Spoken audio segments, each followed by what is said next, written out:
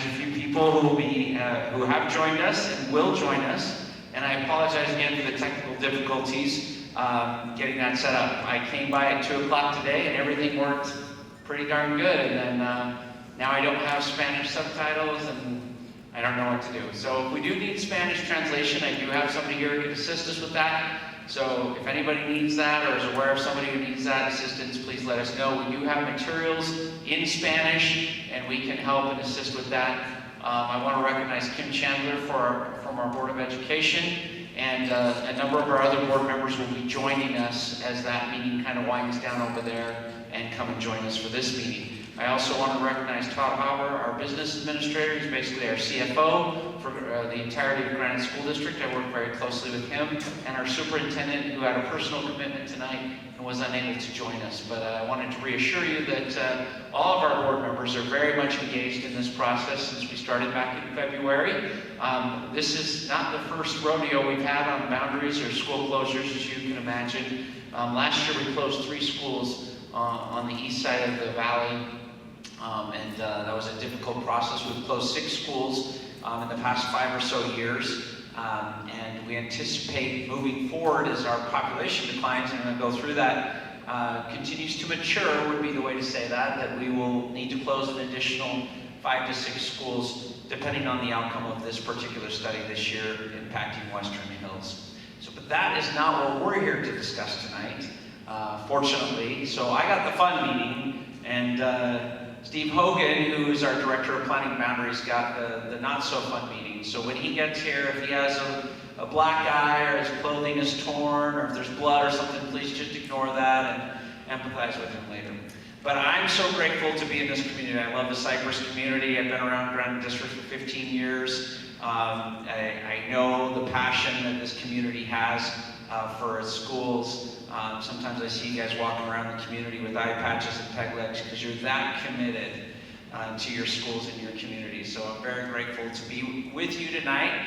But we are going to be discussing some heavy things in terms of changes to some boundaries, potentially as we look to reopen Brockbank Junior High and reduce the population here at Matheson Junior High as part of reconfiguration. So with respect to that, I have a couple of other directors here with me. Rich Nielsen, who oversees the secondary schools in this particular area, is here with me. Do I have any other directors that I'm missing? Any other principals? Sometimes principals like to give up their evenings. I see a few of them up there. Thank you for joining with us tonight. I don't have my glasses on, so I can't see that far, but it looks like our Copper Hills principal. Thank you. And there you go. Thank you. Wait, what is with our principals being on the back row? Like, what's going on with that? Like, shouldn't they be on the front row? Okay, I've embarrassed them enough. And as our other board members make their way over from the Western Hills meeting, I'll be sure to introduce them as well. We will stay here as long as we need to tonight. Last year, as part of that study, we actually held almost 90 meetings, over 90 meetings, to get to 3 school closures. It was a pretty significant year and a lot of meetings. One of those meetings went till 11 o'clock at night, and we're committed here. I don't know if you're that crazy to stay here till 11 o'clock, but I know I am. So I will stay here as long as your questions need to be answered. If there's some other, your feedback is so critical to this process. And I want to be very clear as we start this meeting that I'm going to go through a really quick presentation, but tonight is all about a proposal, okay? And there's no decisions that have been made. This is us bringing you our best thinking after all the meetings that occurred in the spring and all the feedback that we received from those initial meetings. So now we're coming back to you with our best thinking, and you get to poke some holes into it. So we're going to go through a presentation super fast, and then as you have questions, we'll open it up to the audience. Our wireless mics were not working, so normally I'd walk around, let you sit in your seat, so I would ask that you would come up to the front, and we have 2 microphones to be able to answer your questions, and again, we'll stick around as long as necessary. At some point, if it feels like we've answered everybody's questions, we'll close the meeting, but then we'll hang out and answer questions one-on-one as necessary. Steve Hogan will join me as soon as he's able, and he's a great resource and a wealth of knowledge as well. So again, our agenda, we're going to talk about a little bit about enrollment history and our study process and how this process works. why we're here, and why we're looking at school closures, how that's impacting reconfiguration very minimally, and then go into not the Western Hills proposal. The latter portion of this presentation includes the new boundary proposals as you've seen outside here. Some of you have the paperwork and the handouts for that, so we'll go to that point. Just so you know, our enrollment history is down, and that's to be expected. Charter school growth is significant in the area. Birth rates are down in Salt Lake County as a whole, and in particular in Granite School District. We run from 21st South, 62nd South, mountain to mountain. So we have a very diverse population, but a very mature population. Not a lot of new homes being built, except in what area? Right here, right? And some just little dinky pockets throughout Granite School District. And so we have matured, and we are like a senior citizen as terms of school districts. We're like the elder statesmen in the state, right? Started in 1904. We peaked in the late 90s, or the early 90s, at about 78,000.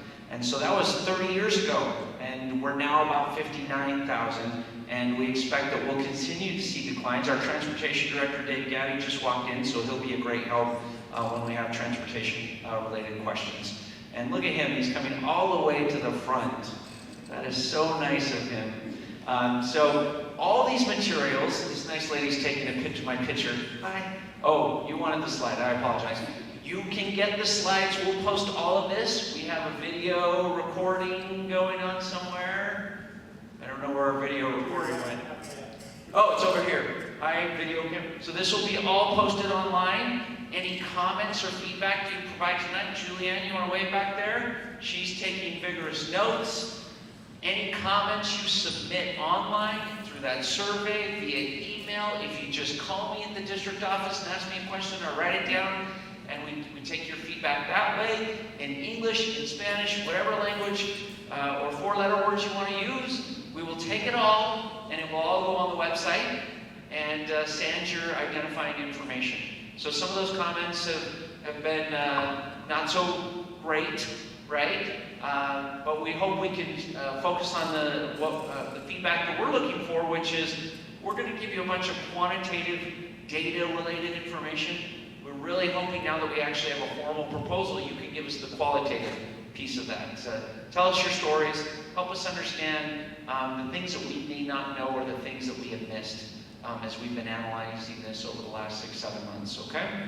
So that will be the process of obtaining feedback. So if you want to see a slide here, just know that this presentation will be updated and uploaded hopefully by the end of the week. And anybody who signed up on our enrollment sheet here tonight should get a direct email with a link to all these materials. The video will also be part of that as well. So again, we're a declining district. You can see part of our process. I'm not going to go through that in length, just except to say, in that early part, can you see my little red arrow guy there?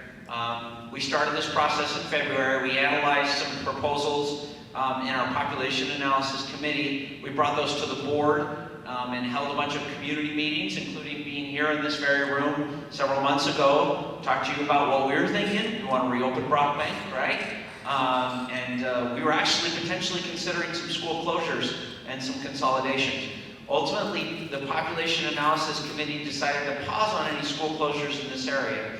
And the reason why is if those were to align with our reconfiguration process, it could potentially be a situation where a school enrollment like Matheson, right, reopening and shutting down their population would fluctuate. That would cause a huge disruption to the staff, to our students. Additionally, you might be a school that was recommended to be closed, so if that were to actually happen, then you could potentially see your kid go to a brand new school, right? And then the next year go to another new school. And school, especially junior high, challenging enough, right? We don't want to throw 3 new schools in 3 years into the mix. So school closures in this area have been taken off the table, and we might be back next year depending on the circumstances with some to study that further for closures to be impacted in the 2025 cycle or later. So we can answer that question a little bit later. June, July, we put our best thinking together, and we narrowed the scope and made that recommendation to the Board of Education to narrow the scope. Instead of looking at 2 or 3 closures in this area, we decided on just one, and that was the Western Hills meeting that's happening right now. Okay, so in addition to that, we went through this process, evaluated a variety of different boundaries. Dave Gaddy, our transportation director, is part of that population analysis committee. Rich is part of that population analysis committee. We have about 35 members of that committee, and they all have different areas of expertise, whether it be transportation, special education, dual language immersion, gifted and talented, our directors who oversee these schools, PTA is part of that, our Teachers Association. So a lot of different stakeholders who can help us come and make good recommendations, have good vigorous discussion, and make good decisions. So again, we are now submitted those proposals out to the community. We published them in the latter part of August and set up these meetings. So now we're here in this September to October time frame where we're holding public meetings. Now, now that we have proposals in front of you, I thought Luke was coming to say hi, but he doesn't want to talk to me. Okay, now that we have some proposals, we're in the feedback gathering stage, right? And so we will hold as many meetings as necessary in order to feel like we've really done justice to ensure every community, every stakeholder, every family has an opportunity to participate in this process and provide us information. Tell us what you think about our proposals, whether they stink, whether they're brilliant, so on and so forth, and then again, tell us the things that you think we're missing, so that we can then take that all back to the Population Analysis Committee, make a final recommendation to the Board of Education, which will then make decisions on this study and the Western Hills one in the November and December. It's a 2-vote process, so they'll vote November and December. There's public comment as part of both of those meetings as well. So what's unique about this particular study is everything we're talking about will not happen. It's contingent on reconfiguration being approved by the board, and that won't happen until January, February.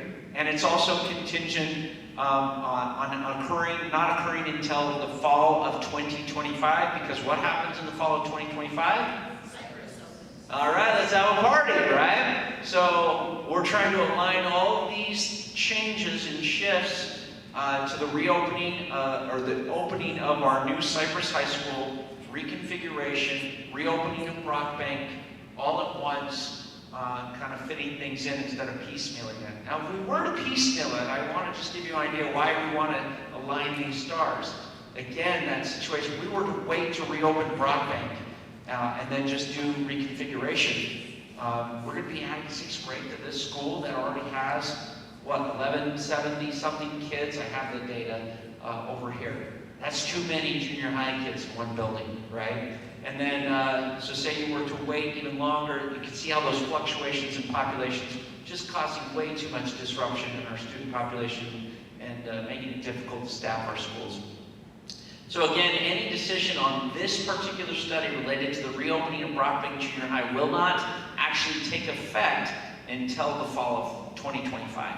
So we actually, if the board wanted to delay a decision on that, that's okay. We don't actually have to decide on this one right now, this fall, this November or December. Now, if the data lines up and we're getting support from the community for these proposals, nobody loves a boundary change, right?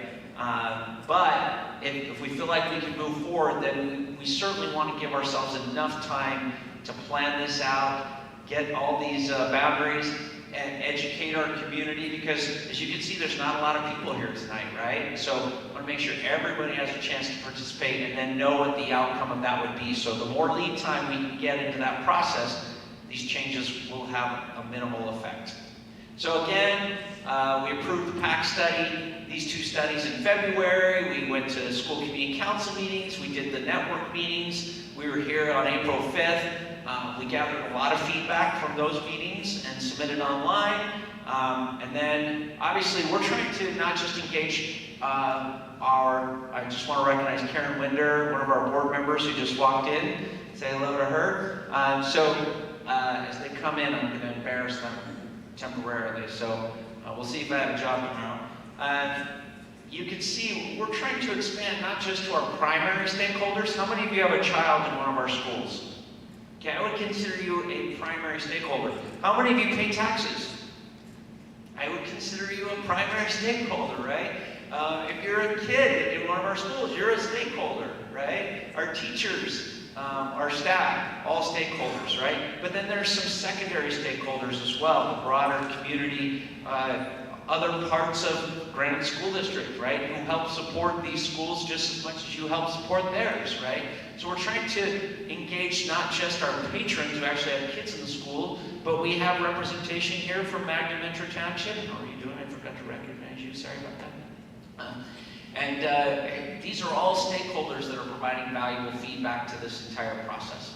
So we educate them. We send out notifications to all households because if you're retired and you're living on a fixed income, and if you're dealing with a potential school closure, you don't want to have to rebuild a school as unnecessary, right? Those are things that are potentially impacting you, and we want you to be able to have a chance to provide information. We've also gone out and done some other community meetings, had tables at some of your school events, just to be able to push out information to stakeholders, right? So then, so we narrowed the study on July 11th was that meeting. I'm hoping this will go.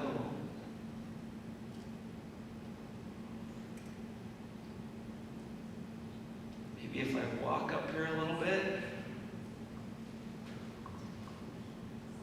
You guys saw me, this was working a second ago. For every slide, I'm just going to run up the stairs really quick and hit the button.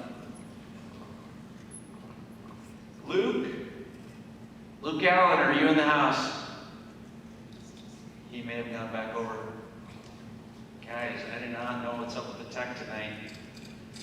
Todd, would you mind going up there and... We got it. You got it? Thank you, Rich.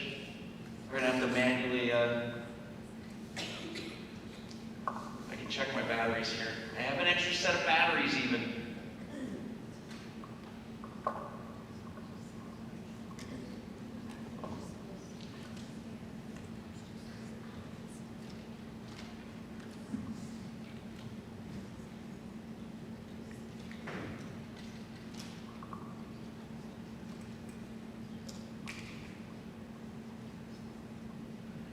Can you hit enter on that? Did it just freeze altogether? It's a Windows device.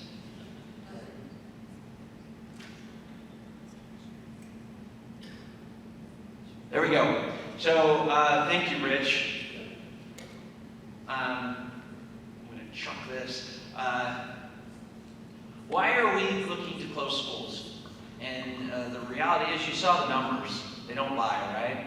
So there are some challenges that we've experienced. It used to be smaller schools, 100 years ago meant smaller schools, class sizes.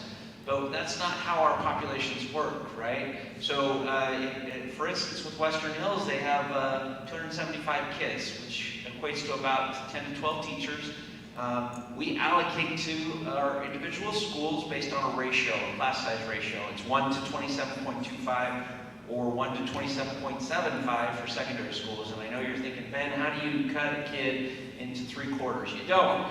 But what you do is you take the total population, for instance, maths in junior high being about 1,100 plus kids, divide it by that 27.75, and that's how many faculty we allocate to Megan Matson, your principal here. And then she decides how many English teachers she needs, and so on and so forth. She works with her school community council to staff the school. So class sizes, when you have a smaller school, you're still getting the same ratio of teachers, but you can see how the challenges might exist since most funding is allocated on a per pupil basis. Small schools can be a little bit of a challenge. So we want to optimize our elementary schools, and what we have found is under state guidance and accountability laws that we really do need to have a certain minimum number of kids in a school, and optimally that's about 550 kids. Now, can you have too big of a school population? Yeah, your class sizes might not get bigger, but there are other challenges that present themselves, and we've seen those here at Matheson, frankly. 1,100 kids is a lot of junior high kids all in the same building and all in the same place. And I've been out of the school the last few weeks a couple times just to work with Megan and see how things are working for her and see the challenges that she deals with. then let's just be honest. I have 2 junior high kids in my house right now, and they're smelly, and they act inappropriately sometimes, okay? And so that means they need to shower more often, and I sometimes lose my temper, right? And so you can imagine 1,100 plus of them in a building can create challenges. So there are optimal sizes. For our elementaries, it's at least 550 kids. That gives us 3 teachers per grade level. That gives teachers the chance and the opportunity to collaborate and have people to work and engage with and improve their practice. It also means that you have a good base of volunteers to pull into a school. How many of you are part of the PTA? Right? And have you been in some of these small schools where you only have so much of your population that can participate in the PTA? The bigger the school, sometimes the more parents you have to be able to volunteer in classroom spaces, do some of those things that help make our education system work and function, right? Will you hit the next slide there for me, Rich? So in addition to that, when you have smaller schools, sometimes you struggle with split classrooms. Nobody loves that, right? Every time we have a split classroom situation, everybody wants to put their kid in the other class because it's a challenge, right? It's a challenge for teachers too. Can't collaborate, the reduced funding. When you only have so many kids in a school population, other resources that come on a per population basis are diminished as well. So your remaining staff and population have to take care of ground duty and lunch supervision, and so it puts a lot of stress on the smaller school staff when there's a smaller school population. I want to run through these real quick. One more slide there for me, Rich, please. So again, hard to get a volunteer base. We've seen under the state accountability system, Oak Hills Elementary several years ago only had 12 teachers, and only 6 of those were grade tested, and one of them was struggling. She was a brand new teacher, doing the best she could, but she was struggling, and that one teacher brought down the entire school's test scores. It's not the kid's problem, right? So despite the sports and some other things, sometimes if we can have more teachers, more collaboration, more support, so it can be very challenging in the current accountability system the state has. And frankly, it's not a good use of taxpayer dollars, right? Now, are all these decisions based on money? No, but our taxpayers are watching us very closely, right? And they don't want us spending $35 to $45 million rebuilding a school that doesn't, we can fit those kids somewhere else, right? So that's something to be taken into consideration as we think about small schools. Next slide, please. So I'm not going to go through this proposal unless there's somebody here from that community that really wants me to. I'm going to skip ahead. Please keep going, and keep going, and I don't know what just happened. I think you went to a new tab, sorry. I'm so sorry, Rich, you're doing a bang-up job. Okay. That's all on this slideshow. You got the wrong one? This is a Microsoft issue. It really wants me to use their Microsoft Edge product.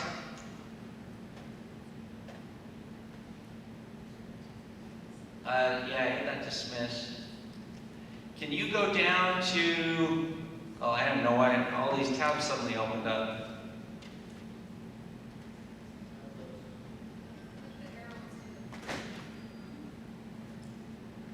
Can you go back to Outlook? The whole reason we use PowerPoint is so we can have Spanish subtitles for our meetings, and I don't love it very much. Go to Outlook, please. It's open at the bottom already. Slide down a little bit. There's an email from Gaina. We're just going to have to reopen the presentation right there. And click on that link. All right, if you just want to hit, you can scroll down to the slide that we want to go to, which is the reconfigure, number 13, thank you. And go ahead and just leave that open, don't go to the presentation mode. If you close, yep, you read my mind. Okay, this is a little bit hard to read, but it looks like you're all waving that same handout, so it looks like you all have a copy. So now I'm going to tie in the reconfiguration portion of this. Now, a lot of people says, well, where are we at on reconfiguration? How does that tie to population analysis?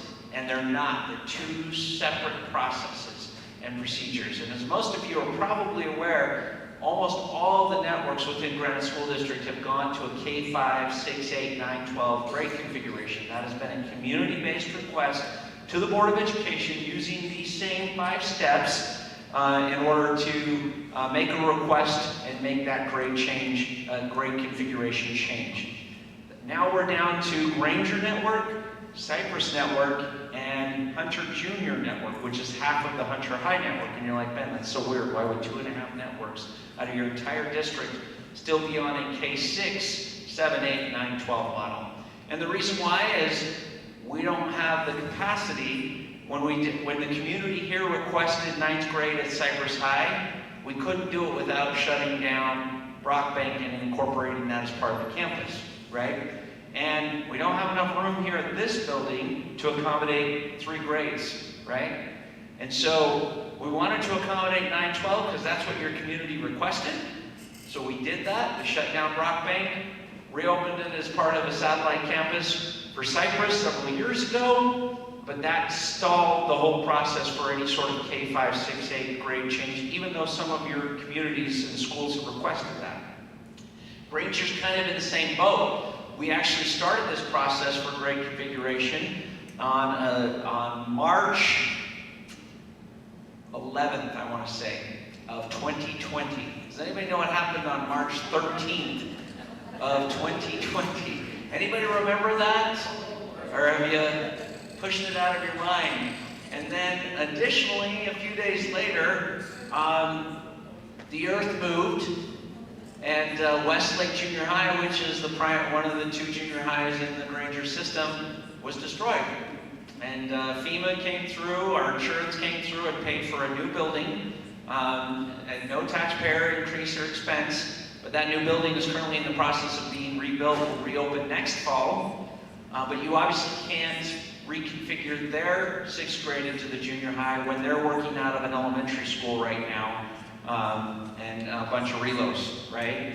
So that's not a great learning environment, something we want to do. Now, Hunter Junior is a unique thing because it is split between 2 networks. And so a couple of their schools go to Hunter High School, and some of them come to Cypress. And so as they kind of feed through, we can't do one and not the other, right? And so Hunter Junior is inexplicably tied, that was not the word I was looking for, but they're tied to whatever Cypress does by virtue of the fact that they feed here.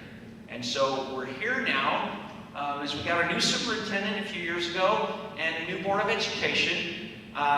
We went back to them and said, do you want us to continue with this process and procedure of allowing school communities to request this? And they said, it would be really nice if we had everybody on the same grade configuration. And the majority of our community has spoken that this is what they would like to do. Ranger High was already in the process of pursuing that. Hunter Junior, again, tied to Cypress, which couldn't do it until Cypress High reopens. And so we said, okay, well, let's do this. Let's go through our normal process, but we'll initiate it with our school communities, see how they feel about it, do the study, do the survey, and make a recommendation. They can give us their feedback along that way. So we're really running the same process, but the district is initiating it instead of the communities.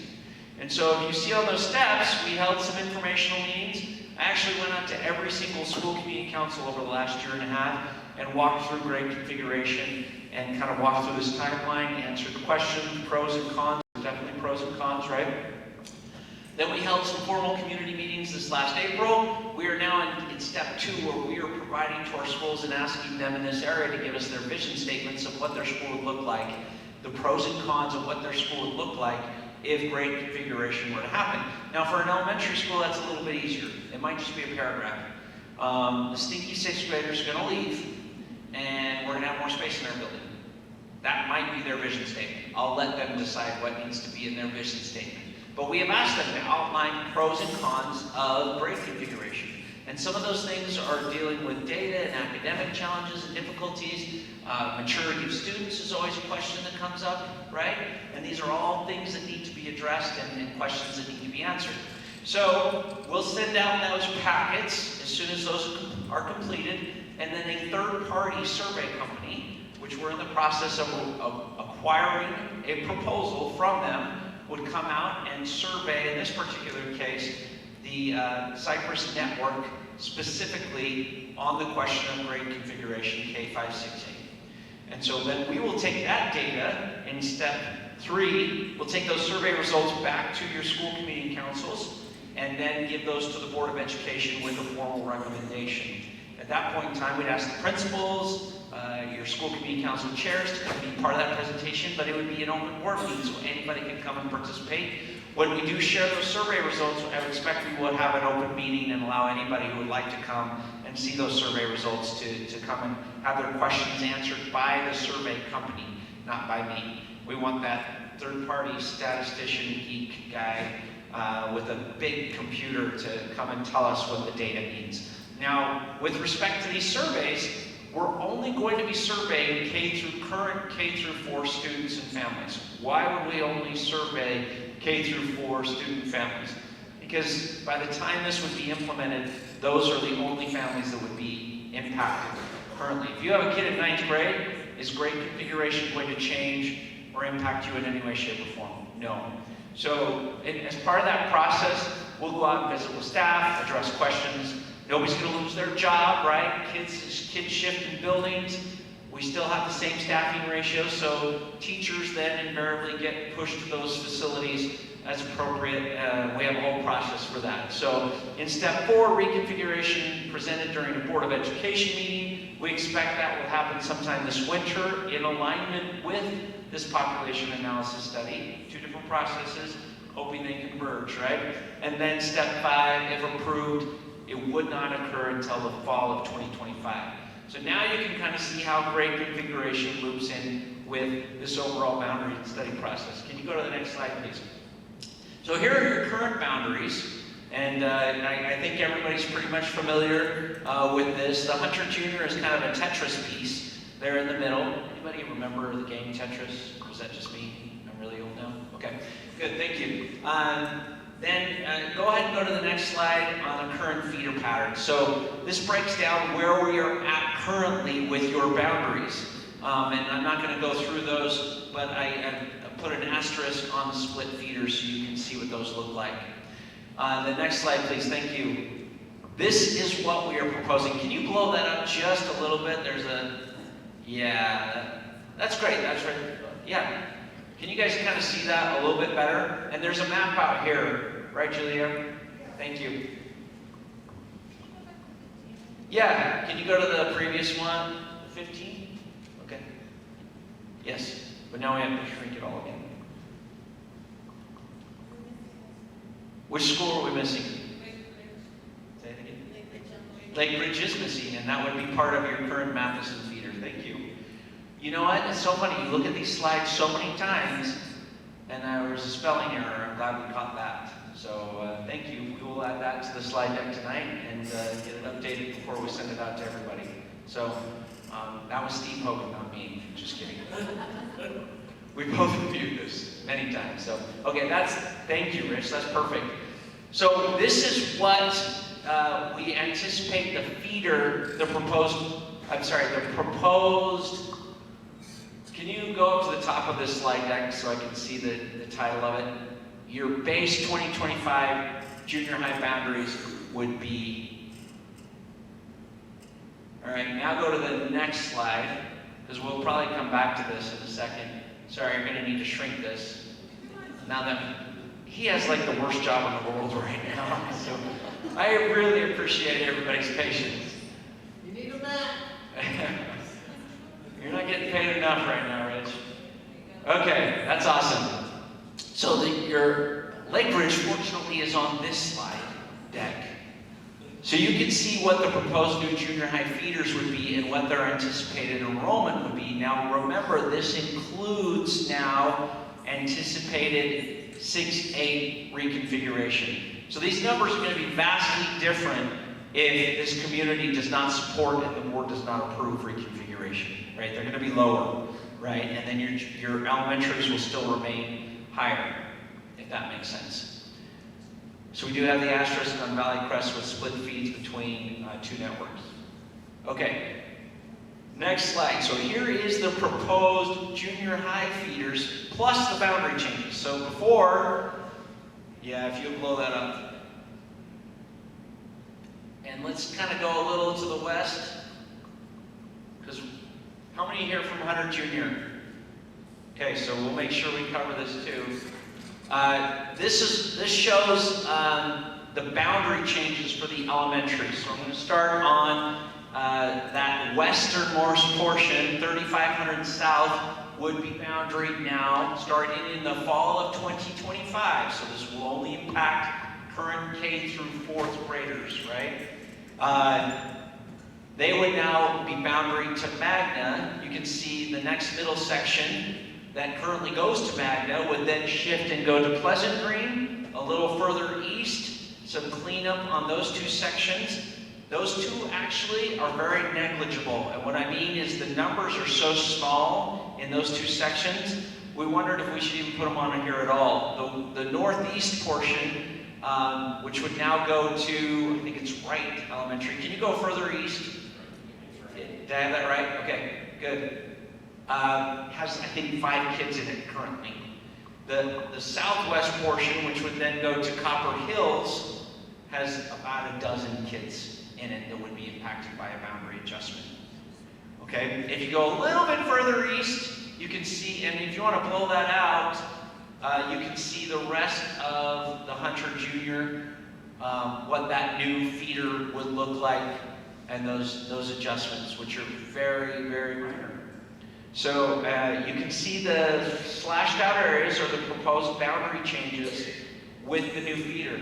Now here's the kicker on this. If you can go to slide 19, please. This shows our overall just adjustment of numbers. Elk Run would lose about 75 kids. And I know what you're thinking. You're going, Ben, why would we want an elementary school to lose 75 kids? Where's all the growth right now in Magna? Right? So in consideration of the fact that until that growth revenue actually follows it, and we can have the money that comes from new property growth to build a new elementary school in this area, which is expected to happen in the next 10 years or so, maybe 15, depending on how fast that growth happens. We need to make sure there's room in Elk Run to accommodate new growth, okay? Because it's all coming from that southwest portion of Little Valley, and that's just the gateway, right? There is tens of thousands of new homes that are going to spring up there, and a lot of new little kids. I mean, this is literally the only area of Granite School District where we're seeing new growth. So we want to make sure Elk Run has capacity. We don't want it to come back and adjust the boundaries again and again and again. Although I do expect that there will be some adjustments that need to be made, because frankly, as much as our data is pretty good and spot on, you guys do lots of crazy different things. And from week to week, you pull your kids out and go to that school, and there's lots of choices and options, right? And that's not a bad thing. It's just our crystal ball is only good for about 2 to 5 years in some instances, right? So adjustments would have to be, we want to make as minimal amount of adjustments as necessary. So the proposal would decrease Elk Run. Copper Hills would go up by about 20 students. We already kind of walked through that. And Wright Elementary, five or so students. Matheson Junior, as a result, would lose and decrease with the net reconfiguration about 50 kids. Okay? Long term, that should come down a little bit more as well. We're just seeing what the trends are in our current elementary populations. And so we kind of like where this current boundary would be allocated, because we're hoping that that population even drops below 1,100 at some point in time. And depending on who you ask, I don't have any junior high principals here except for Rich, and he's like, hey, I'm up here. He used to be a junior high principal at Valley for us. You kind of want about 900 kids at least in a junior high environment, because that maximizes your curriculum classes and maximizes the amount of electives you have. Then once you start getting over 1,000 kids, things start getting a little bit tenable. This building can accommodate, as you can see, we don't have relos here. We are able to fit 1,100 plus kids in here. But at the same time, long term, we're hoping that that will actually come down. You can see those numbers at Hunter Junior and Brockbank. We expect actually Hunter's numbers to go up long term at the junior high level. And we expect Brockbank, that capacity of that building is probably in the 800-900 range. It's had over 1,000 before. wasn't a great situation, right? And so we're not looking to put 1,000 kids at Brockbank Junior. So again, we're looking at a variety of different factors to get to these numbers, but at the same time, you can see the breakdown on Magna L. They're losing 65 kids, but gaining 75, so the net gain there is only about 10 students. This assumes something here, and I'll get back to that in a second. Pleasant Green would increase by about 65. Lake Ridge would go down by about 25, but we feel like that's a safer walking route, and it's kind of a more natural, germane geographic boundary. Now, what's the problem with these numbers? I'm going to criticize them now. And I mentioned it a little bit before. If you're in that little caveat car section and you currently attend Elk Run, and now in 2025 you're a kindergartner, which would then be a second grader, did I do that right? Somebody will correct me, I'm sure if I didn't. Are you going to suddenly switch over to Magna Elementary? Probably not, right? I know how you parents are because I'm one of you, right? I have 5 little children of my own driving me crazy. And I'm not inclined to move my kid out of a school they're doing well at, right? So the efficacy of these new boundaries probably won't take full effect till about 4 or 6 years after this change occurs. So we really won't know if those numbers really come to fruition until 2030, 2031, and then we'll kind of see how your patterns change, because some families will absolutely say, that's my new school, that's where I'm going. But most families, because of open enrollment laws, do have the ability to simply continue to special permit, and Elk Run, at the current time, will have the capacity, right? And so, if somebody's really concerned or bent out of shape about a proposed boundary change, just remind you, you do have the opportunity to special permit, and all of these schools after grade configuration will have capacity, right? They're losing 6th grade, there's going to be plenty of space in those schools. Elk Run at some point, 10 years from now, hopefully it's real natural capacity with all that new growth. Does that make sense? Okay, let's finish this up and get to your questions as quickly as possible. Slide 20, can you zoom in on that Elk Run area? And a reminder, we're going to send you this PowerPoint presentation once we fix that little typo there, right? So you'll see this in the next few days, and it'll be on the website. The one shift on this to ensure that we're maximizing space at Brockbank and we're not overcrowding Matheson is to have a split feeder on Elk Run, okay? So again, special permitting is an option, but the boundary itself of that main portion of that neighborhood surrounding Elk Run would actually be boundary to the new Brockbank Junior High School, okay? So obviously somebody can special permit and continue to go to Matheson if that's what they would decide to do.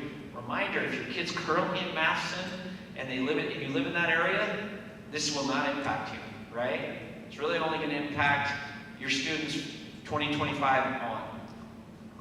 Okay, next slide gives a summary again of all that data.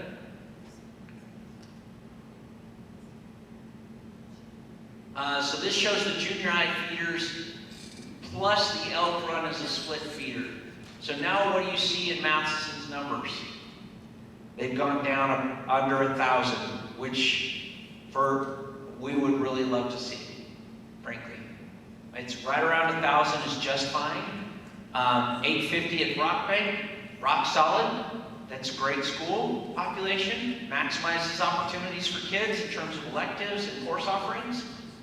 And then Hunter Junior, we actually expect some fluctuations and some potential future adjustments to their feeder that won't impact this area in future studies.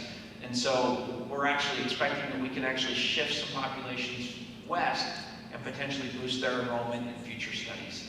But I don't know what that looks like yet, so I'm not going to tell you what it looks like because we're not studying that right now. So, okay, there is a slide that shows busing, and I believe this is out in the foyer as well. Is that correct, Julianne? Do we have this? This isn't? Okay, let's look at this closely. This is for the junior highs. Remember, one of our study considerations when we're looking at boundary adjustments is we want to reduce transportation. Is that because we don't want to transport your kids? No, it's because we want walkable neighborhood schools to the highest degree possible. And it's not always possible, right? And so we do offer transportation. There are limitations to that due to state funding and regulations. Can you zoom in just a little bit on those two sections right in the middle that are clear, that are currently boundary to Lake Ridge, I want to say. Is that right, Dave? Yeah. You're doing an amazing job, Rich, by the way. I totally owe you Chick-fil-A. Anybody else want to go with me after, because I am starving? Okay, great. You and me. Let's do it. Okay, you can kind of see it there. That would be the reason we want to kind of adjust those boundaries too, is because if you live in that, you're now boundary to Copper Hills on that southwest portion, you're not going to go to Brockbank Junior High and walk right past Madison, are you? So at the same time, we're trying to predict people's behaviors in these proposals and kind of determine where people are going to go and be. So transportation would be required there, and so we're looking at that adjustment so that kids could go to Madison instead of being boundary to Brockbank and then having to be required to take a bus, which we would be required to do. So we wanted to be able to walk to the school, if that makes sense. Okay, why don't you go back up to slide 21. Surely I've not answered everybody's questions, but I tried to talk as fast as I possibly can. So we had a little bit of a delay there, a lag because of the technology. I've got 2 microphones here. So come on down. This is not the Price is Right, but I do not have valuable prizes. But I'm happy to answer your questions. Okay, no questions. That was a great meeting, everybody. Just kidding. I have a lot of questions. Oh, you can go right ahead then. And I will repeat it for the recording, so don't think I'm just making sure we get it on the recording.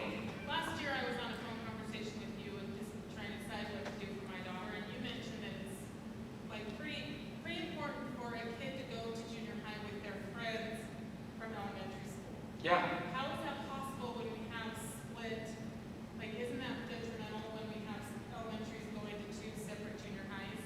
Yes. And is our goal ever to not be split among elementary? It is, and you will see in our policy, in our procedure, we try to reduce splits, not create them. But in this particular situation, and trying to get Matheson down to under 1,000, we're proposing this particular split. But you can see how we broke out the neighborhood. Can you go back? This is a great question. Thank you for it. All right, got to repeat the question for the sake of the camera. Why are we doing a split feeder in an elementary when split feeders are not awesome, right? So could you go back up to, or down to slide 20, I think it's 20. Oh no, it is 18. Oh, you got it, I'm sorry. I should just look at the slide that you have, sorry Rick. So if you look at that, we've tried to break that along 8400, right? And then where, you guys know the neighborhood, right? There's a big railroad track right there as well. And so the split feeder being, hopefully we are keeping those kids that actually hang out together to the degree possible, keeping a neighborhood together. Now, in this modern world where kids play on competitive sport teams and they travel and they go to the recreation opportunity over here and they get to know this kid over here and they go to a theater class over here and they're making friends all over the place. This might be a pipe dream, but that was our goal. And so the fact is your kids are going to have friends that they're not going to be able to go to school with, or they're going to special permit based on their friend choices. And this proposal does allow us a little more capacity here at Matheson to be able to accept more open enrollment permits. That answer your question? Very good. Sir? Valley Crest. Why is that a split feeder? Why are we continuing that as a split feeder? Can you go up to, it is on this one. Can you just move it to the east?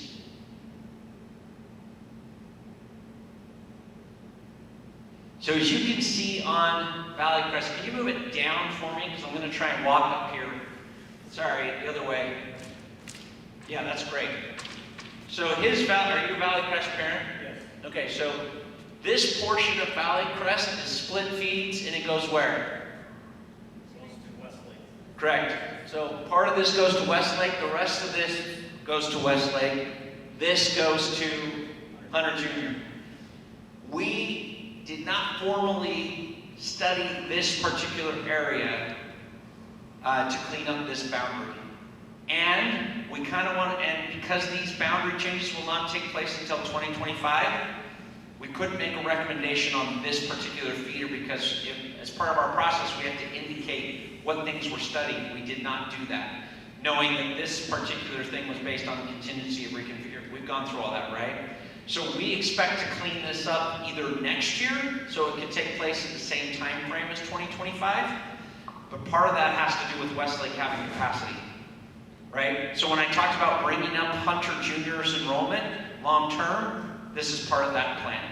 So is Armstrong going to be part of that study as well? It will be in the study area, whether the boundary changes, shrinks. I mean, we talk about everything, right? So when I say that, everybody's going to say, well, Ben said this, Ben said this.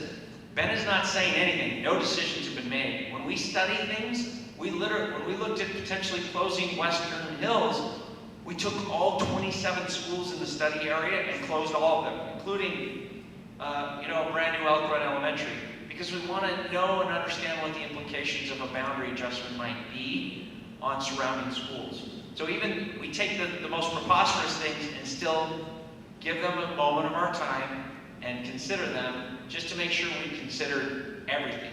Because we want to be able to come to this meeting with our proposal and say, we did think about that. We did think about that. In this particular case, we can't make that adjustment. It's not part of the formal study area. But it can still happen potentially as a cleanup in next year's study process. Now, with Brockbank... Sorry, I want to answer that. The question was about Valley Crest split feeder for those of you watching. Then the other question I have, with tradition, if Brockbank reopens, is its mascot still the same? So his question was, will the mascot be the same at Brockbank? It was the Brockbank Braves. And there was an Indian mascot, right? And so your question is, is the legacy of that mascot going to be retained? And the answer is, I don't know. That mascot changes our school community decision, and we would bring that back to the school community to decide if they want to request a change of that. I will tell you, that is a totally separate process from what we're here to discuss tonight, right? Just the reopening of Brockbank. We have not even discussed that at the district level because that always gets initiated from a school. We've actually had 2 mascot changes in the last few years. One of them just is coming before the superintendent. It's the Pioneer Scouts.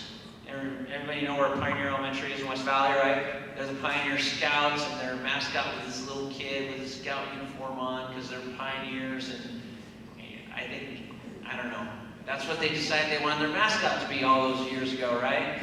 And they wanted to be something a little more vicious, I guess, so they went with a panther, and there's a whole process. They did a vote with their community, they talked to their school community council about it, they had the kids vote, right, on what they wanted to be. So the end result was, and I literally got this email earlier today with the formal request that we'll now take for the superintendent to approve or deny, was to become the Panthers. But their panther is going to be named Scout. So they're maintaining a little bit of their legacy, but I think more of our modern children might relate better to a panther maybe than to a Scout, is what their community decided, right? So I do want to put this caveat out there. Granite School District serves a very diverse population, right? I mean, we have the most wealthy families in the entire state of Utah within our boundaries, and we have some of the most impoverished families.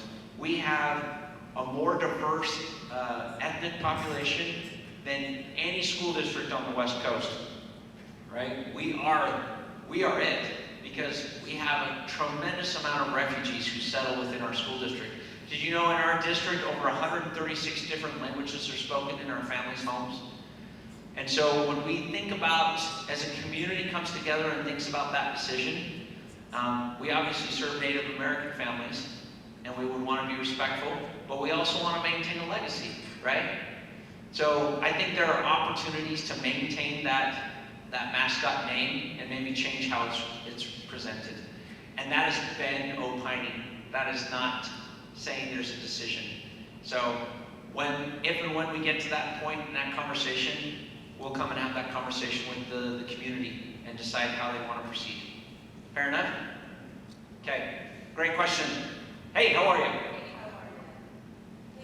just had a couple of questions. Number one, so I don't have the kids to go through, but just knowing that from being at Matheson, the Lakers boundary seems weird to me because when you're talking about people walking past Matheson, that whole neighborhood of Lake Ridge is walking literally. You go up to, yeah, the bottom one there is the current elementary boundaries, number 27. Can you zoom out just a hair? And then we're gonna, yeah, it's right there. Go ahead. Okay, so Lake Ridge, you have going to Brockbank and not Matheson. And I'm just wondering if you're gonna do a split anyway, maybe why would a better split not be a Lake Ridge split versus where that portion versus the, does that make sense? When we're talking So about you're Lake- asking, why would these kids go to Brockbank? Right. So- And when we're talking about like safe walking routes too, you mentioned that. Yeah. If you're walking from Lake Ridge, you're going to have to cross 8,000, 8,400. So if this is maintained in the current feeder pattern, this would be transported. What? No, the Lake Ridge. The big one. Higher. Yeah, the big one. North of 35th. The blue one, yeah. So the blue Right one here. would be less. Rich, will you move it down for me? Sorry. This? No. And this. The big one. The big north. Yes, that's cool. So again, if I had my dream world, just pick up a building and move it to a more central location, right? But we're trying to maximize populations. And when I say maximize populations, what I'm talking about is providing opportunities for kids, right? And so part of that is reducing population and making space at Matheson and taking advantage of our facility at Brockbank. And so kids have to go somewhere, right? And we looked at, I want you to know, we looked at north-south boundaries as a population analysis committee. We looked at a variety of different ways that we could do this. We wanted to kind of get rid of the weird Tetris that is Hunter Jr. And then as our gentleman over here, he just left. I can't believe he left me. Okay, as he left, as he was discussing the split feeder over there, boundaries come into conception over decades of growth and different things have occurred, right? And so this is hideous, right? We're looking back and wondering, how did they come to that conclusion? Why did they make that boundary the way they did? There was probably some rationale and basis in terms of proximity to Lake Ridge Elementary, but ideally, where the growth is in Lake Ridge, we want to move that school further north, right? But we can't obviously just pick up a building and move it. So do I love that kids are going to be walking past or further west Matheson to go to Brockbank? No, but somebody got it, right? So when we look at these different analyses, this was the best proposal with the least impact that we could find. But if you do it the other way, no one Maybe I don't understand the question. Oh, you're talking about So this can't, I think our proposal includes this going to Matheson. right. I'm talking about people across the street. Yes. Yeah. Not coming, and Matheson's right about here somewhere. It's not. It's over. I can't see it. Just left of Copper Hills. There it is. Yes, thank you. Yeah, I can see it on the map. Yeah. So again, I'm going to point out the fact that there is no perfect boundary. We have to create a boundary under state law. But then we always kind of put that caveat out there that if your kid's currently at Lake Ridge and going to Matheson, or Slade, if your family has gone to Matheson historically, are you going to now go to Brockbank because your boundary is there? Well, I just think in the future, you're going to see a lot of special permits from about that Pleasant Green line where it meets with Lake Ridge wanting to come to Madison because they all live within less than a mile distance of Yeah. that versus taking a bus. So, do you remember what the boundary was prior to Brockbank's closure? Sure. It did actually go along this corridor. And again, with the notion we don't want even junior high kids trying to cross 3,500. Now, we don't like kids crossing a number of busy streets, right?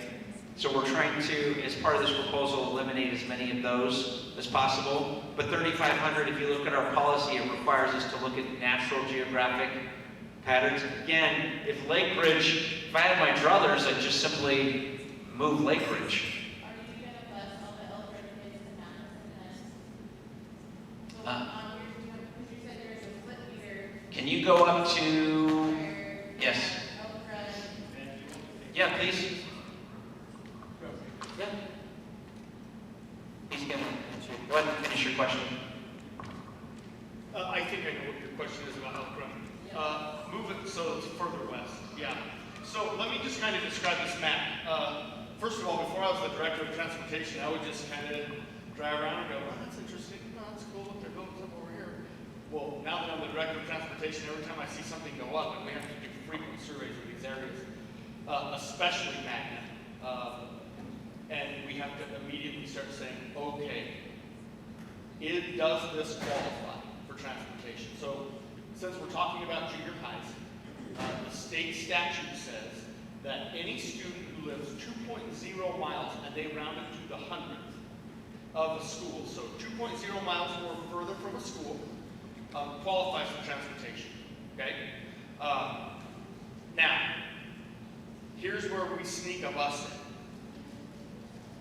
If you look, all of this is hashed out. It says there's any place where there's a dots, that the state considers that a walkable area, okay?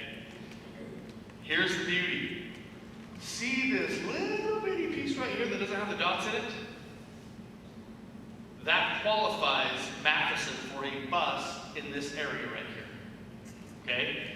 What the state allows us to do, now this is a very important caveat, we can add one stop directly on the path to the school from the last eligible stop, okay? So right now, here's what we're doing at Elk Run and Matheson. We are running a bus through here, but because it's in construction, we're able to kind of get an exemption and move it into an eligible place for the actual bus stop. And then we stop again kind of closer to 84th and then go in, right? Now, I need you to understand this. There is a very prescribed way that we handle overcrowded buses in the Granite School District. Here's how that works. A secondary bus can hold about 56 to 66-ish kids, right? If that bus ever becomes over capacity, we remove all of the kids who live in the non-eligible area, and then we find out how many open seats we have. It takes about 2 weeks for that to settle. Then we literally do a lottery for those bus passes to get them on, right? So, the short answer, that's a really long answer to say, there will, without a doubt, if these boundaries remain this way for the junior highs, be a bus right here that will drop a stop in here, and then we'll go to Matheson, right? This right here, we are going to have to look and see if there's actually, can you move down, because I'm also a short and stubby little guy. We'll have to see if there's actually homes in this area. If there are, there would be a bus that would go to Brockbank, because this would make that bus eligible, this and this. Does that make sense? so here's my question on what you said. Yeah. There's one bus, it can take 60 kids for those areas. Ish, yeah. The rest of the kids either have to be driven or walk. Correct. So while we don't want kids crossing 35th to go to Matheson, we're fine with them crossing Bacchus Highway. You want to answer that? Yes, and let me tell you, I've actually walked this, twice. So, a couple of things. You have your Hawkeye intersection, that's the big thing with the blinking lights and the crosswalk. Right here, sorry, I thought we moved it further over. That's one way, and this actually, there's currently walking to Matheson. Yep. And there is a state and county trails initiative that's happening right now. And I don't know if you've seen kind of along that canal road, but it is now There's a little segment of it that's not completed yet, but they're paving that all the way through, so it is an official walking route. Yeah, come on up. Do anybody else want to go on now? We'll just move our meeting up. Take this mic. So I guess my question is, if Elk Run's boundaries are gonna end here anyway, why wouldn't we send Elk Run this way across more neighborhood streets? Because 35th is a busy road, but 31 is only one going two ways. These all only go two. So if they cross here, then you can omit this portion of kids having to cross in here, but you can still, I guess it was what my question was, if you go back to slide 20,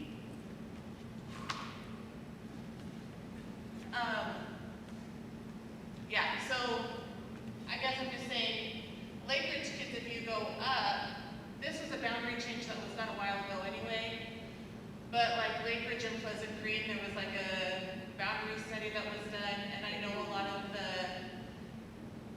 Lake Ridge that's over there wanted to go to Pleasant Green anyway, and a lot of them special permit over there.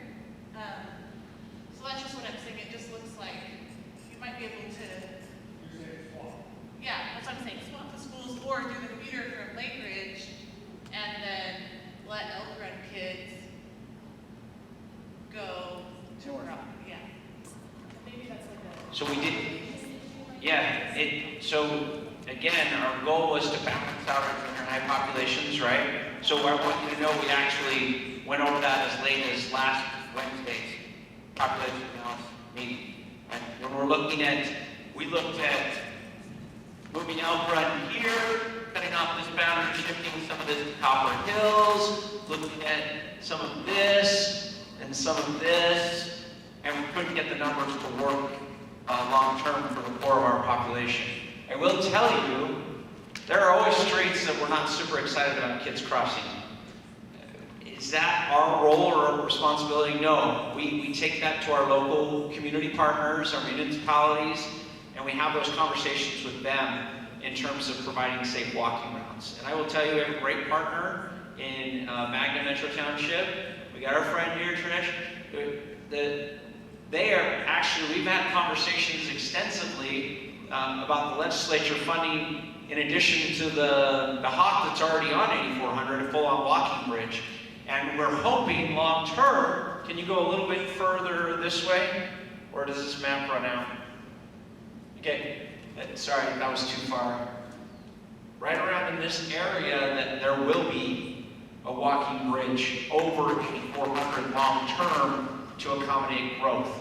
And so when we're making these recommendations and proposals, that's what we're taking into consideration as well. The big issue with not moving Elk Run north to Brockbank all comes down to growth. Because if we do that, there's an imbalance there, and we can't accommodate all the new growth that's expected to come southwest of Elk Run in Brockbank. Do you anticipate possibly changing that up at the elementary school? Say, Do you anticipate possibly looking at that, changing that with the new elementary school that you're talking about in the next few years or whatever? it could be. We'll see what actually happens, right? I would expect that would be almost 10 years out, though. You want to come up? I just was gonna tell you that hopefully we are pushing really, really hard. That Will you before. introduce yourself? I don't know if everybody knows who you are. I'm Trish Hall, I'm city council person for actually that area. So we are pushing UDOT really hard. There's a whole lot of politics and complications, but we want to get a four-way stop with left turn lanes coming off of Cordero Drive onto U-111. And I don't know if you know about Mahogany Ridge, that corner of 84 and That's right, in this area. 41. There's about 700 or 800 homes coming in there. And so those roads are gonna go across, and there will be a four-way stop there, with left-hand turn lanes. And I would imagine there would be a crossing guard at junior high and elementary. There should be any elementary kids crossing there, but for the junior high kids, I would imagine there would be a crossing guard there. And so we are also looking at lowering the speed limit and a lot of things coming there. And then at 41 and 84, hopefully that will also, as that road goes up into the high school, there will be a four-way stop there with left turn lanes. The main reason for that isn't the junior high kids, it's those high school kids who are gonna be driving to that high school, and there's no way they're gonna be able to turn left out of Cordero, coming out of the high school and get into that. So in anticipation of the 2025 opening, We're hoping we that have will these all- conversations with, Yeah. on a variety of fronts, not just in terms of this boundary adjustment. Please. So it's just related to West Valley has the ALC program, and since we're reconfiguring from six to eight, those kids that are currently doing ALC through six, there's not really a, so Benyon is one of the Westside ALCs that, Foxhill speaks into Benyon, and they have a GT cohort. I don't know if you have this boundary, but do you anticipate with like the change in the reconfiguration, having a GT cohort at the center that they're going to, or one of the west side? Yes, so GT and some of these other programs are district level programs, and we have a tendency to shift those where we see the demand. And so it's kind of a separate process from a actual boundary study, because comparable to special ed programs and hubs, those kids move and shift, or they grow out of our system, and then there's more kids over here. So that's our curriculum director is part of our population analysis committee, and Sherry, I can't think of her name all of a sudden. She does, thank you, who does DLI and ALC as part of that committee as well. So it has been a topic of conversation. I think it's new that because that, the West Valley feeds all of the schools in this area, plus the Hunter area, feed into that West Valley ALC over here. Yeah. And there's nowhere for those kids to go further. And I will tell you, we're taking that one step further. It's not a population analysis committee question, but one of the feedback that we got from our March meeting in here was there's no DLI programs in this network. And we took that feedback serious and took it back. And that has been a school level program in the past, but in terms of giving kids options and opportunities as part of this boundary adjustment, we're potentially looking at creating a district level DLI program in one of these schools. We'll have to see where that goes. Thank you. And we're going to come here and then we'll come back over here. Okay, so I haven't been in Brockbank Junior High for quite some time, but I went there and my older kids have gone there, and that building has some things that need to be done to it. So my concern and my question is, I don't know if Brockbank still needs like repairs and stuff, but as we see that area up by the new Cypress High School growing, it feels to me like what will happen is it will shift around, and then is Brockbank in need of repair going to get over full, or this is going to get over full again? And if so, I'm actually just wondering what's happening to the Cypress campus. Is that just going to be gone? Because like, could they go to Cypress campus for Brockbank Junior High? Because that area just seems so ill, like it's just in such need of repair, and like we're going to outgrow it again. I mean, I know it said 10 years, but up there, those are all young families that are already having kids and stuff. Right. So it's going to move really fast. And Sure. it's gonna be the same junior high So school. remember when I said it, you had like 5 questions there, so I'm going to try. That's not a bad thing. I'm just saying, make sure I answer them all, okay?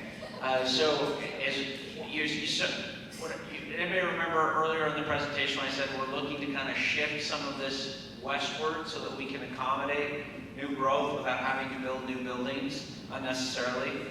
That's kind of part of that long-term strategy. So I do expect that Hunter Junior will be able to accept more students down the road as we kind of conceive what that might look like and where we actually see the growth occur. In terms of Brockbank, as part of its becoming part of the Cypress campus, there was a little bit of remodeling done over there. The building's actually has excellent bones and is in great condition compared to its counterpart, which is its sister school, is the same design as Valley. Brockbank is actually in excellent condition. In terms of a facility that age, right? You see a really old guy walking around and he does a marathon, you're like, man, I don't think the guy's getting around. That's Brockbank, right? Okay, his heart's in great condition, still sharp up here, still a little saggy on the outside, right? That's Brockbank, okay? We did do some new flooring in there and some other things, some paint. The systems in themselves are in pretty good condition. It's not even, in terms of Cypress main campus and Brockbank's way better condition. And so the early on question that we heard get asked, and when we went to Magna Metro, like, which are you going to put Brockbank in Cypress? And the answer is no. We actually like the Brockbank facility a lot. And there are parts of the Cypress campus that do need to come down fairly immediately because they were in such poor condition, which is why we're building a new school, right? So, but not all of Cypress is in bad condition. The classroom facility was built in '86, and so it is actually up to, in the earthquake, it did okay. Although the library saw some windows kind of contort a little bit, the pool wall, I mean, it fell off the wall, right? So some of the portions of that building, I don't know yet, so don't anybody say, well, Ben said this. I don't know what's going to happen with the entirety of that campus. Once we're out of it, we'll go through with structural engineers, we'll kind of see what's salvageable, what needs to come down, and that might take a little bit of time and process. We're going to be very thoughtful about all of this, though. We're not in a rush to do anything. And when we are close some of these other schools of late, we've maintained all that property. We don't anticipate disposing of those properties. We don't know what things will happen in 20 years. And so having that, we're trying to find unique partnerships when we close campuses with our local community partners for them to maintain them, but us to still own it in case we need it down the road. For instance, Spring Lane Elementary is in Holiday. It's going to close, and that building does need to come down. But the city's, we're working on an MOU, an agreement, a contract for them to maintain the green space. But it's our campus, and if we need it back and we need to rebuild there someday down the road, we would. There's some liquefaction in that area, which caused problems for that rebuild in the first place back in '86, which was so long ago, it seems like. So there's just, we'll have to look at the auditorium. But we've had conversations with Trish and her friends over at Magna Metro, and they're very, very interested in that property. And so we expect that we'll have some great conversations about what is salvageable and what they're interested in, and making sure we're maintaining open space in some of these communities, and long-term that the legacy of that school, even though it's moved a little bit south, is maintained for a while. Did I answer all 18 of your questions? Yeah, Okay. so are you, like, would you say hypothetically that, like, when that area over by the New Cypress develops, that, like, maybe, for example, Copper Hills Elementary might get shifted over to Hunter Junior High? Is that how Yeah, we'll have to see how that fluctuates. Okay. Again, the long-term goal of this study is to create three balanced, based on their capacity, to the degree possible. Brockbank's never going to be as big as Matheson because they're two different facilities. Right? If they were the same facility and they both get over 1,000, that would be a different equation. But we're trying to get Brockbank to the 800 range plus, and we're trying to get Matheson under 1,000. And we're at some point in time, as I mentioned to this fellow over here about the Valley Crest thing, the goal is long-term to get Hunter Junior up to the 800, 900 range. It has the capacity. And again, that maximizes opportunities for kids. I really want to emphasize that because the goal of any study at the end of the day is to make sure that we're providing the best opportunities for kids, right? That should be the focus. What is going to be the impact on our kids and what is going to give them the best and most opportunities? Thank you. Okay, my question kind of branches off that a little bit, but. So we're good? Okay. Just kidding. Just You kidding. know me, I'm not good. Well, I mean, I didn't say that. You're great. Yeah, I did. So we live on 77 Okay. and 31. So if I'm having my 7th grader walk straight down to Brockbank, right now, I cringe if my high schoolers need a ride because that street can't handle the traffic. So whatever Cypress is used for, you're now telling, I know you're not telling me, but the proposal is that our kids are, that's a safe walking distance with, when, like, I really don't think anybody should be walking that way. Even if, like, you know, I've heard maybe rumors that maybe GTI will take over Cypress. Or, I mean, the building will still be in the district, right? So those. Yeah, we're going to maintain ownership of that property long-term. There will still be traffic going to Cypress High School. Not in the short term, no. And GTI is not coming to the Cypress campus. Could there be programming potentially long-term out of the Cypress building, potentially. Okay, so we're not gonna have traffic, whether it's offices or, you know, district, at Cypress, as we're trying to have our junior high kids walking to Brockbank.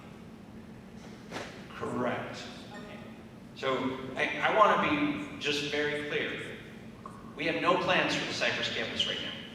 One thing I feel very confident saying is we're not going to dispose of the property, meaning we're not going to sell it to a developer and put in a bunch of townhomes or apartments. Okay, so take that. I feel very confident saying that. Okay, we've not disposed of any of the other 6 schools that we have closed thus far. We have worked with local entities. Kearns Metro Township is looking at Ochre Hills and taking that over as their new city center. And we have already had conversations as we decided Brockbank was our best facility moving forward with Brockbank Junior High. We've let them know. And our first conversation, once all of this is decided, because it hasn't been decided yet, right? Until the board votes to reopen, I'm jabbing my fingers at Kim Chandler over there, I apologize. And that meeting is running long over the way at Western Hills. There's still 10 people in line last I checked via the text group getting their questions answered. So I expect more people will make their way this way, but we might finish before then. We'll see how that goes. Until the board actually makes a formal decision, we don't like to speculate or tell people what's going to happen to the property. So if somebody's telling you that GTI is coming here, they're a liar straight from the pit of hell. Fair enough? Now somebody's going to say, Ben swore at that meeting, but it was a very positive swear. So, hey, in all honesty, we really try to not get ahead of ourselves, and in particular, not get ahead of the Board of Education. The Board of Education is the one who's going to make this decision, not me, not the Population Analysis Committee. We can make a recommendation to them. They can shoot it down. They can say we're not doing anything with that. They can say we like this part, but we don't like that part.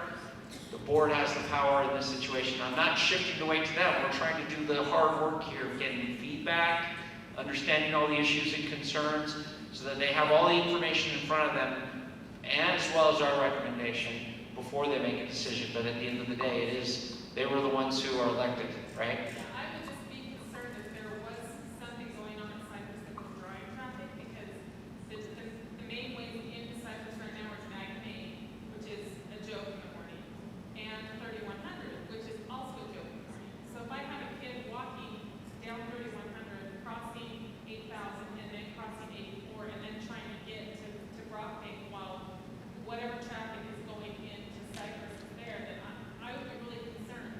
Because Sure. there's not a sidewalk on 31 all the way down, so they on that side. So they would have to walk on this side of the street, which means they're crossing after 8400 West to get to Brockbank, Okay. which is insane. It's awful, even trying to get there right now. So I Right. don't know staggering start times, but you know, I guess whatever happens to Cypress, that would be a concern for me. What kind of traffic that draws in my Sure. I'm not disagreeing with you, but I am going to put this out there. The situation will be much improved than prior to reconfiguration, when kids were driving to Cypress and Brockbank was a junior high. Right? I mean, because that's what it was before. I've been here for 15 years. I don't recall any major issues with respect to that. That being said, I have a teenage driver in my home, so I totally get where you're coming from on that. And would they approve crossing guards even if there's lights? That would be up to the local municipality. So what happens is every year we take school-safe walking routes developed by the school and the community council, which is parents. They tell us what they think the safest route is for the boundary, and then we give that information over in a big meeting with our local law enforcement. In this case, it's Unified Police, and they have budgets. They're the ones who pay for crossing guards and traffic enforcement and put lights up. So sometimes people want a crossing guard, and they call Ben and they yell at me, and I go, I need to have you talk to West Valley City, or I need to have you talk to Unified Police, because they're the ones who are traffic safety experts. I emailed Megan Yeah. from UDOT to get that. So, but with respect to that, please know that we do collaborate when it comes to we've already had conversations, obviously, about long traffic patterns and the impacts of a boundary adjustment on 84, especially for Elk Run and the potential of the walking bridge. And so, I mean, as we put these proposals together, it's because of that collaboration. Good questions. Oh, right here. You have been waiting so patiently. Sir, you must wait. She's right here. Sorry. This is actually, for slide number 19 and 21, you have the number projections for the middle school. Do 19 first. Yes. Like, here you have what the enrollment is and everything, but you don't have anything for any of the elementary schools. Correct. Clearly, you would have those numbers because you managed to get 1,050 for Matheson Junior. And you spent a long time talking about how you wanted optimal numbers for our schools so that we don't have split classes, so that we have good volunteers, we have good teachers. And I don't see how any of those add up to really any of them being on a healthy spectrum. Do you get what I'm getting at? Kind of. Go ahead. Well, like you said earlier, that you didn't want to make any changes because you were realigning things for this reconfiguration, which I think is really nice. But at the same time, when you have all of these other kids that are in less optimal learning environments, it seems like that's Small kind of, schools. it seems like that's kind of Is that what you're saying? Yes. The small schools? Okay. right. That that's not feel balanced to me. Okay. Does that make sense? It does. And I got all that data here. And it actually is, you want to go down all the way? I think it's like 24 or 20, it's 24. I guess that's right. How about that? There's your enrollment counts. We didn't put it as part of the presentation because any proposed alignment here is going to increase the junior highs but reduce the elementaries. And so, and we're not looking at a closure in this area, so the numbers we didn't put on the main presentation, but I literally said to Steve Hogan the other day, I'm gonna get asked what enrollments look like, and so I have it here in print if you'd like to see it on a smaller copy. Well, And I can look at it later. Yes. I'm satisfied with that, but I kind of thought it should come up because so these were all the schools that we evaluated in terms of potential closure as part of this study combined with the other one. And I will tell you again, we may come back as a population analysis committee in January, February and look at another closure in this area that would have efficacy in 2025. It still fits with that time frame because of the concern that you presented. Small schools, they do struggle. And it's not because the teachers are bad or the kids are bad, it's because the way our accountability system works for a variety of reasons, right, that we've discussed. So please know that we are looking at that data, but it wasn't, since we're discussing the repopulating of the junior highs, I had to put it in there, but I didn't put it as part of the main presentation. all right, thank you. Thank you. Can you see what the parentheses ones are again? Is that- Yeah, if you go to the bottom, can you roll that up a little bit? It describes it. So student counts with parentheses show current K-6 enrollment. Now, mind you, we do not have the October 1 counts yet, right? Because it's September something, September 13th. And so the parentheses show the projected enrollment after reconfiguration. So do we want to come back and look at this area again for a potential closure? Yeah, we do. Because some of these schools are struggling because of not having enough kids. So that is something we want to, and you can see Western Hills is currently being slated for closure, or proposed for closure is at 270, they're actually at 275 right now. So this is last spring's data, which is actually pretty good. I don't think it fluctuates too much from these numbers. If anything, it's probably declined further. And if you want to come look at this, I'll just have it right here as well. So, all right. Sir, thank you. So this is sort of chasing a squirrel and not being really talked about, but this kind of allocation of grades.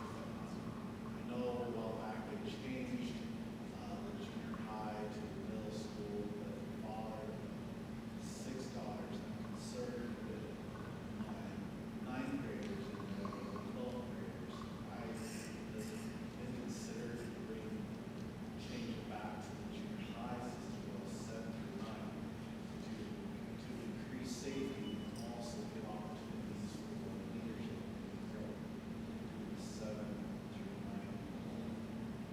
So you would like us to go back and revert to 7-9? Yeah, and I've heard from the big pushes, to do the 7 line came from the east side, which had a more lower, population for the high schools to give them a boost to their numbers so they could have it necessarily less on the east side. So I appreciate that. I'm going to try and give you some information then that might be helpful. And I'm not going to dispute.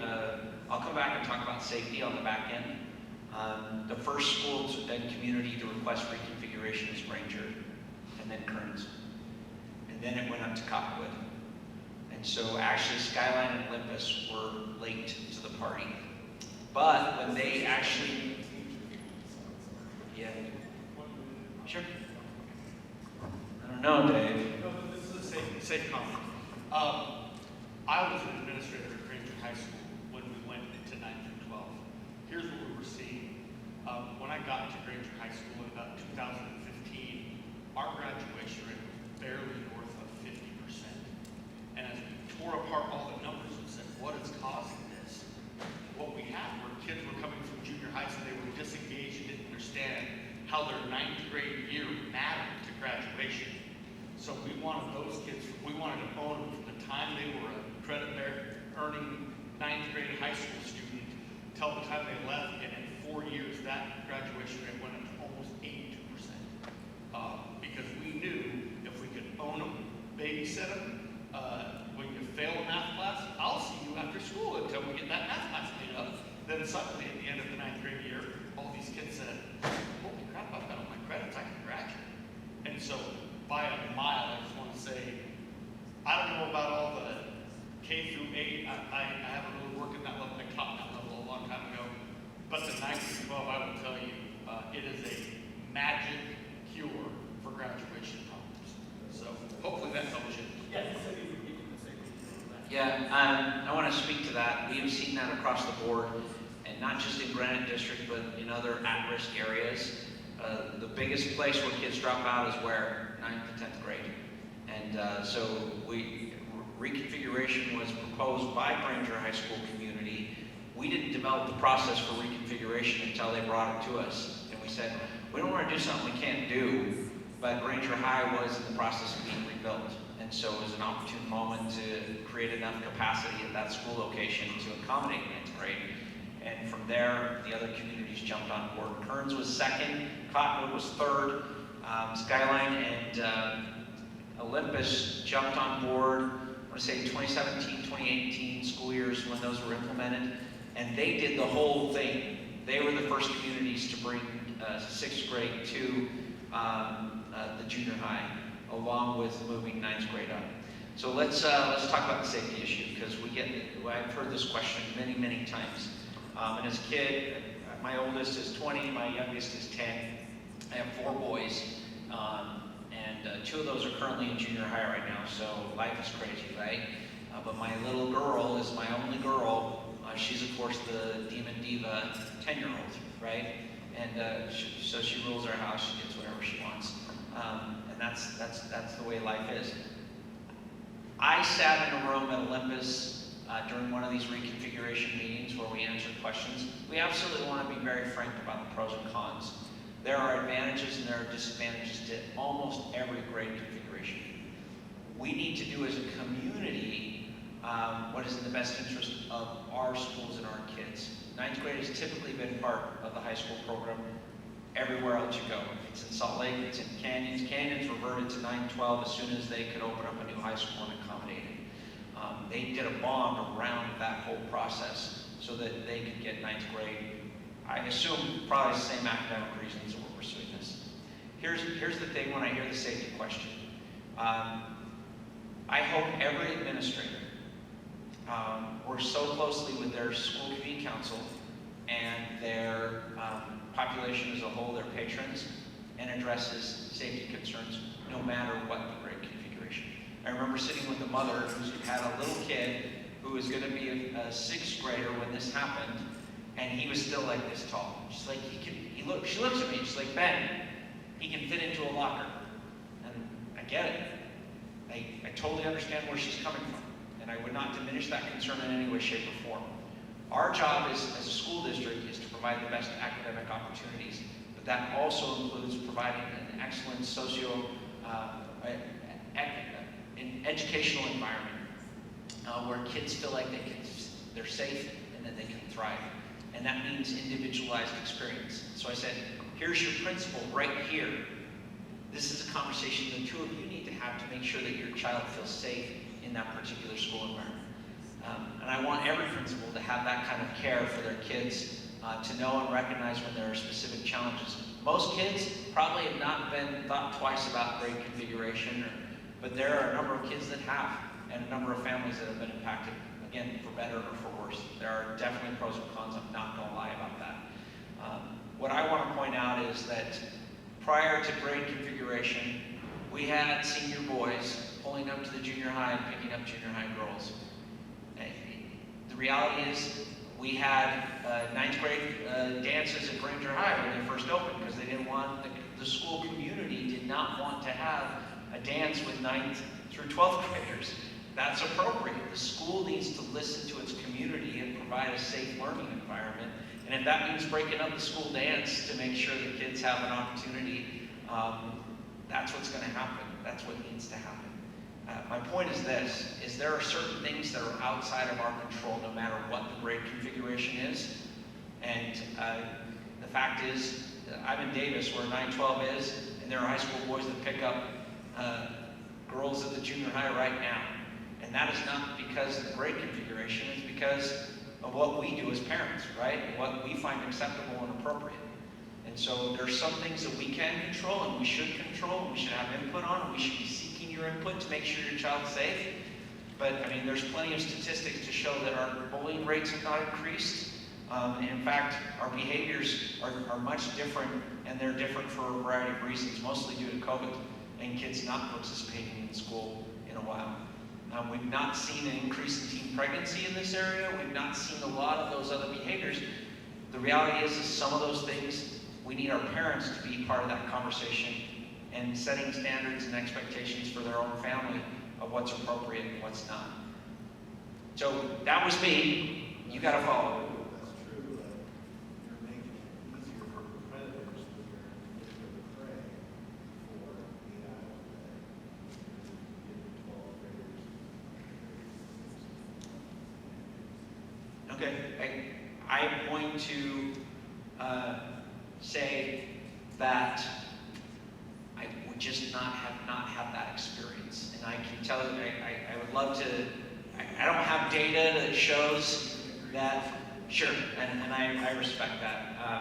At the end of the day, I would hope that we, again, are listening to families and are addressing predator behavior.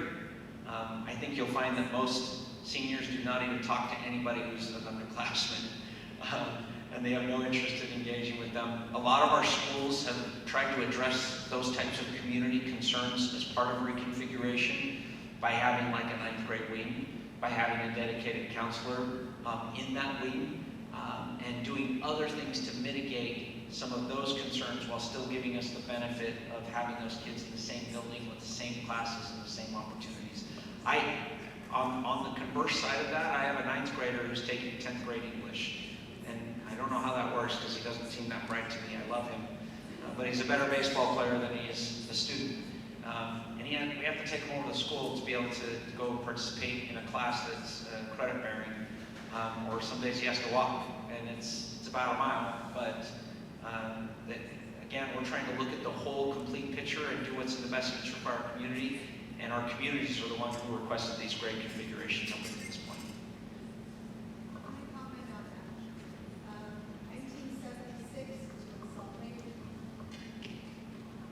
1976 is when Salt Lake moved their 9th graders up, because I was one of them. And that was not really a problem. And they've been doing it a really long time. About 90% of the country is on that model, and I will point out the only reason Granite was on a 7-9 model was because of high growth. We simply couldn't, it's cheaper to build junior highs and elementaries than it is high schools. And so as soon as we have the capacity and the ability in our high schools to move ninth grade back up, that's when we allow communities to make that request of us. I respect the fact that you would like to move back to that model. If you can get the rest of your community on board with that, I know our Board of Education would be interested in hearing that. Because I think our board listened to our communities when they said they wanted ninth grade in the high schools. We had created a whole process to gather feedback and input on that. And if the community wants to revert back to that, we're going to be very open to that as well. You've talked a lot about the boundaries for changing for the junior highs. Is that going to affect who goes to different high schools? Is that, or is everything going to be the same?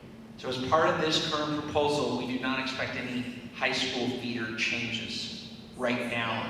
So, like, right now, so I have kids at Westphalia Elementary. They'll go to Hunter Junior. but Can then you after go back to the feeder, the proposed feeder? I think it's 19. Numbers? Slide 19. Actually, it's go up to 17. Actually, it might be 21 now that I think about it. There it is. Go ahead. So you're in where? I'm at West Valley Elementary, so we'll go to Hunter Junior, but then we still go to Cypress. Correct. And we're not proposing any realignments of high school feeders right now. Right now, is that something that maybe in the future would happen to you? Yes, but I don't know where. And let me explain what I mean by that. When Granger High was rebuilt in 2009, and they were at 1,600 kids, grades 10 through 12. They came to us with a proposal as a community and said, we want ninth grade in our high school. And 1,600 is actually a pretty small high school. Really, we love those to be about 2,000, 2,500, ideally. 3,000 kids, way too many, right? So 1,600 kids, grades 10 through 12, in 2008. When the high school opened in 2009, adding ninth grade, what would you guess the population would have been? I mean, anyone take a stab, do some math here? Okay. You got about 550 per grade level. So maybe they're going to be about 2,100. Maybe we throw a few hundred extra kids in there just because it's a new school. So we'll see. So maybe we'll say 2,500 at the high end. Very conservative estimate. 3,200 kids walked in on the first day. So what do I think is going to happen to Cypress High School with a brand new facility in 2025? And their current population is right around 2,600? I think we're going to see a lot of kids who haven't been in Parker Grant School District schools, or coming from Hunter, or coming from Granger, who want to come and be part of the Cypress tradition at their new facility. And so we could have 3,000 kids there, and we have built it with the expectation that we're going to be at capacity right from day one. And so there are ways to offset that without having to do reloads. Have you ever driven by a brand new school and there's reloads out there and you're like, why didn't they build that school big enough? What were those idiots thinking? Well, we are those idiots. And let me tell you what we're thinking. Nobody could have predicted all those charter school kids coming back. They've never been in our system. And then they showed up on day one. They're still at 3,300 kids.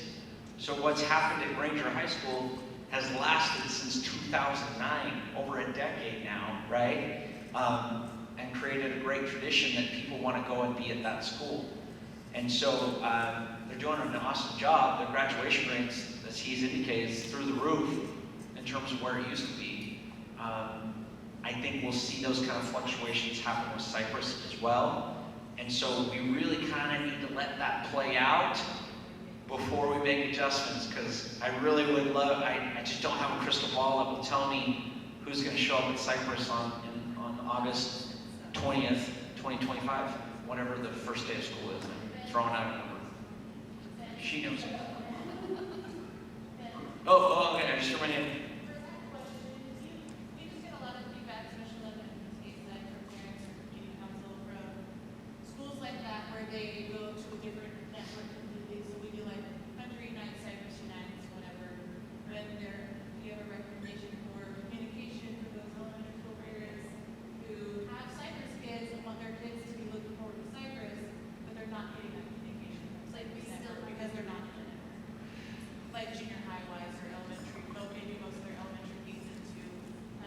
Right.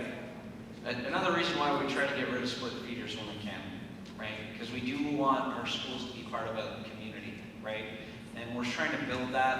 Our schools are doing a great job. Cypress has a pretty strong network. It's actually one of our strongest. They do a couple of community nights. Their homecoming parade is incredible. It's a whole community-wide event, right? Go ahead. Some elementary schools may not hear about it, so, you know what I mean, because they're, can I do a follow-up? Yeah, please. Because I don't get to talk over you. So one of our things is our elementary wanted to move our council meetings to the Cypress network, because that's where most of them go. Yes. And we were told we cannot, so we have to go to the Hunter. So who told you that? PTA. The PTA. Yeah. It wasn't me. It's what my Well, no, point is. I know, but so it makes it difficult for us. That was not my fault. I heard about that. So our kids are like kind of Hunter and then abruptly thrown into Cypress. Yeah. And so that is tricky, like, if we were able to do all the Hunter Council community things, but mostly we do the Cypress. You got that back. I understood what you meant. Yeah. So, we just build a Hunter again. Yeah, here's the thing, there's nothing stopping really your school community council from engaging with them, with the network that you would prefer to. And if you're lobbying to be part of Cypress, those are all things we want to know, right? And I can't change Region 5's decision on that. They've got their own rules and process for that. And I don't know why that decision was the way it was, but I remember a few years ago, actually a lot longer ago, like 14 years ago, they tried to change the council meetings so that there was a little more balance in terms of participation, and they could have some of the stronger schools help support some of the weaker schools. And so your network meetings were with non-network schools, and they abandoned that after 1 year. It was just a horrific failure. Not because they weren't, I'm glad they tried something new, but you know the rule. If you're going to fail fast, right? So we learn the lessons, we move on. Now we're really just trying to build up those individual networks as we should, right, in those communities. So That's the reason why I brought up Valley Crest, because that's Granger Network. But in our area, which is the majority of the school goes to Hunter Junior, we go to Hunter Junior, we don't get all the Hunter Junior stuff.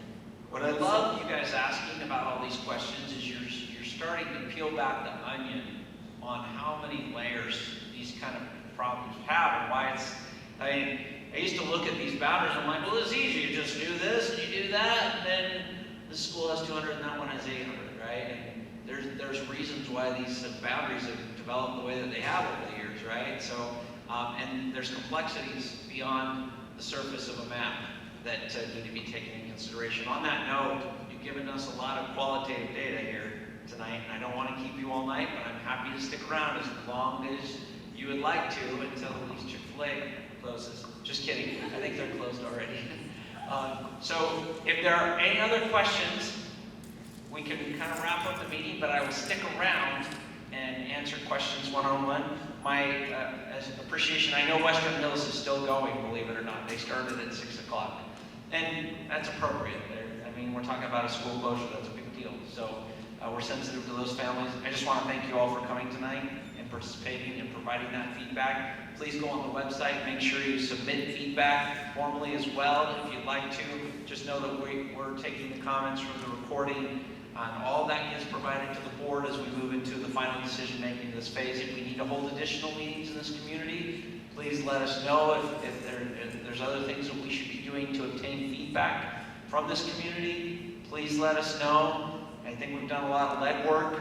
I've visited every school community council multiple times, but at the same time, we want to make sure everybody has a chance to participate and provide their feedback and thoughts on this boundary change. And then, just so you know, the study results on the reconfiguration, remember, total separate process, you'll start to see those survey and those vision statements come out in the next few weeks with a formal survey by a third-party neutral entity. That'll be at the end of October, early November, okay?